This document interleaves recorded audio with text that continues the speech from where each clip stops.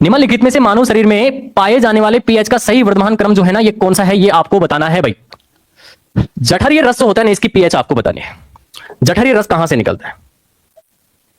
ये आमा से है, ये 3 पार्ट में बटा होता है। यस, ये जो पार्ट है ये कार्डियक है, कार्डियक। ये है ना, ये फंडिक है, और ये सबसे पीछे का जो भाग है ना, ये कौन सा होता है? पाइलोरिक होता है। कौन सा है? पाइलोरिक।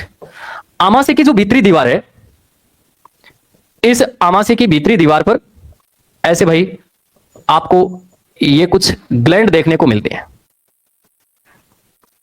इनको हम जठर ग्लैंड कहते हैं, जठर ग्लैंड। क्या कहते हैं भाई इनको? सर जठर ग्लैंड कहते हैं। और ये जो ग्लैंड होती हैं, ये जठर जूस का स्रावण करती हैं। जठर जूस का क्या करती हैं भाई? ये श्रावण करती हैं। यस, ये जो जठर जूस है, इसकी पीएच अपने को ध्यान रखना है 1.8 से लगभग 2.4 तक बताई गई, लगभग बताई गई है, ध्यान रखेंगे। राइट।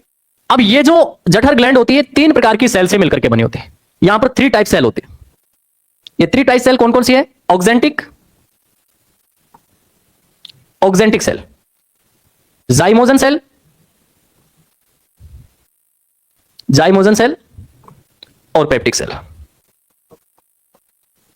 आप जानते हैं कि यहां पर HCl, पेप्सिन, रेनिन और म्यूकस का स्रावण यहां पर होता है। कौन? ये जठर जूस के अंतर्गत ये पाए जाते हैं।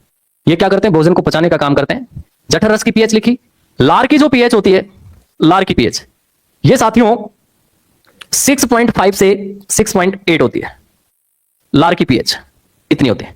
ये सामान्य पीएच है लार की। और फिर आपसे कह रहे हैं रक्त, रक्त जो है इसकी जो पीएच होती है बेटा, ये होती है 7.35 से 7.45, यानी इसको 7.4 माना जाता है। यस, तो एक सही क्रम है वो तो यही है, 1, 2 और ये 3। जबकि यहां पर रक्त, लार और फिर ये लिख रखा है, फिर ये लिख रखा है, ये लिख रखा है, ये सभी गलत है।